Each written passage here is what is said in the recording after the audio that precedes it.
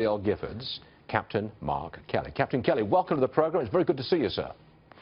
Thank you. Good morning, Stuart. Now, despite what happened to your wife, that terrible tragedy, shot by a young man, as I recall, you own guns, but you favor some means of getting guns out of the hands of mentally disturbed people. I think I'm stating your case accurately there, sir? Yes, Stuart, I'm a gun owner. Yep. Gabby's a gun owner. I own 6 or 7 firearms. I'm a strong supporter of the Second Amendment. Yep. As Secretary Clinton was, just talking to about the, rights of people to own firearms. But it's not only about people that are mentally ill. I mean, we make it incredibly easy for felons, domestic abusers, and even terrorists to get easy access to firearms, and that certainly doesn't make sense. Okay. Now, how would you restrict that ownership of firearms to the people that you've mentioned? Specifically, how do you do that? Well, first of all, if you're a felon, domestic abuser, or have been adjudicated mentally ill, you're not allowed to own a firearm.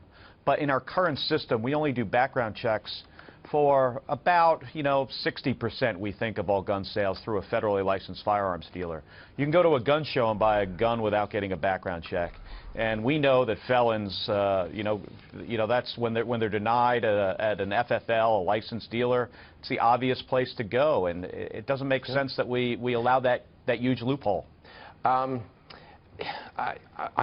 got that, but America is I know this from my own experience. I was born and raised in England. Never saw a gun until I came to America many years ago. Okay, that's the culture of Britain.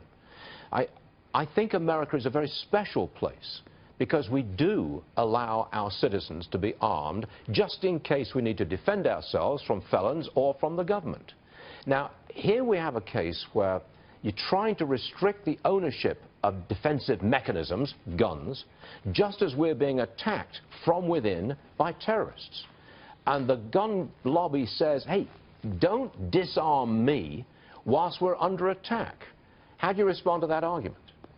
Well, I mean, what you're referring to is disarming responsible people, and that's not what we're trying to address here. I mean, we have a system with these huge loopholes in it. The majority of guns that are sold are done with a background check. We know that 2 million prohibited purchasers over about a 10-year period had tried to purchase firearms, failed a background check. Where do you think they then go to get their gun? I mean, they go, obviously, you could buy it over the internet in most places, or you can go to a gun show. So what you're referring to, I 100% agree with. That responsible citizens should have the right to protect themselves in the home. The Supreme Court, had a ruling on that in 2008 that, the Second Amendment means that you have an individual right. I agree with that. But why do we make it easy for a terrorist to come here to the United States and walk into a gun show and buy whatever firearm they want? I mean, it's clear that we're not safer by maintaining these loopholes in our laws. All right.